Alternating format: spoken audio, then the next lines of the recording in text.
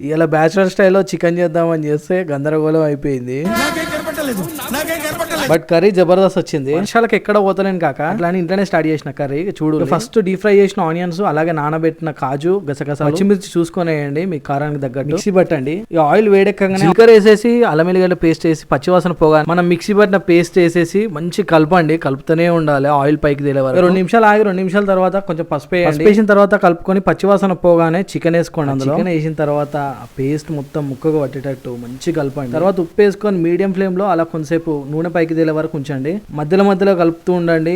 Oil separate అయ్యి పైకి తేలగానే మనకు తగినట్టు కారం వేసుకోండి మీ ఇంట్లో కారాన్ని బట్టి. 2 మినిట్స్ తర్వాత గరం మసాలా, ధనియాల పొడి వేసేసి కలుపు. తర్వాత వాటర్ వేసేసుకోండి. గ్రేవీకి తగ్గట్టు వేసుకోండి. మీ గ్రేవీ ఎంత కావాలో చూసుకోండి. తర్వాత మూత పెట్టేసి 15 మినిట్స్ to 20 మినిట్స్ ఉడకనివ్వండి. మధ్యలో కలుపుతూ కర్రీ దింపే 2 మినిట్స్ ముందు చికెన్ మసాలా అలా వేసుకొని కలుపుకొని ఇక కొత్తిమీర చల్లుకోండి లాస్ట్ లో. అలా ఇక వేడి పూరీలకు దింపుకొని తింటే మాత్రం యావరేజ్ అనిపించింది ఎందుకు నాకు.